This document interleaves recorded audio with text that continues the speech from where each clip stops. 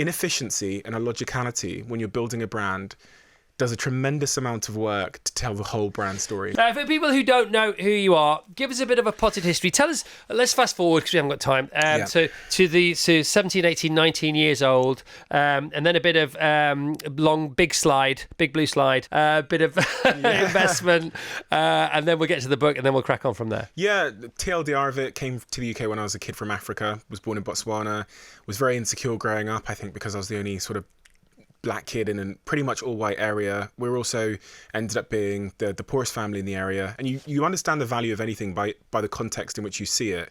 And the context in which I saw myself had implicitly taught me that I wasn't enough. So the other confounding factor is my parents, my mum in particular, because I'm the youngest of four, was they didn't parent me after the age of 10.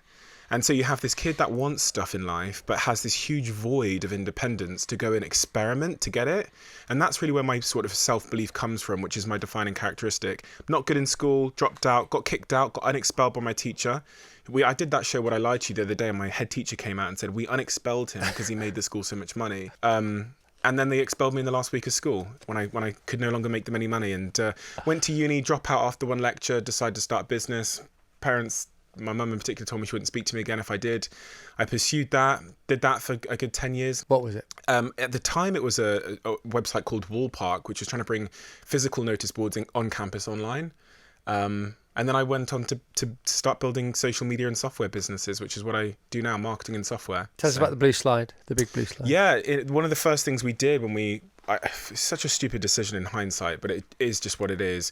I was 21 years old and we took a large investment into my company, and one of the first things I bought was a £13,000 large blue slide with a ball pool before we had desks in the office. Or a sales team. I'd asked all the team members, I said, well, you can all pick one thing for this new office, this warehouse we had. My thing was the blue slide. Someone wanted a basketball court. And so that's what our office was. It was absolute madness. But as I talk about in the book, that was probably one of my best decisions in hindsight. Reversely engineered. So it's a 15,000 square foot office. You had 12 employees. Well, so it ended up being 15,000 square feet in that building. When we first moved in, it was slightly less. It was less than that. Still quite big. Yeah, but it was 15,000 feet by the time I moved out. It's like 14 and a half.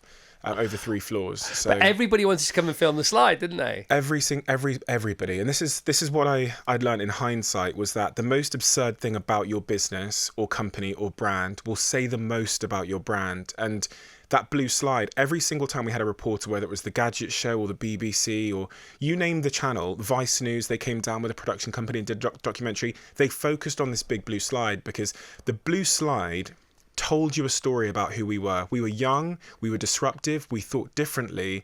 And as I write in the book, the most useless, absurd thing about your brand will say the most about your brand, not the most practical and useful. Yeah.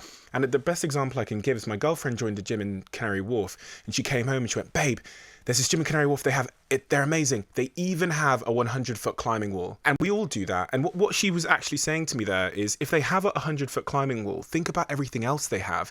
The most absurd and useless thing about your business says the most about it. I've joined that gym. I have never, ever, and people will know because they know which gym I'm talking about, I've never seen anyone go near the climbing wall.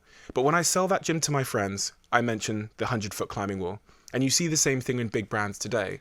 Brewdog have the beer fridges inside... Beer showers. Beer showers inside their hotel rooms. People don't talk about the pillows and the mattresses. Yeah. They talk about the most useless and absurd thing about the brand. Inefficiency and illogicality when you're building a brand does a tremendous amount of work to tell the whole brand story.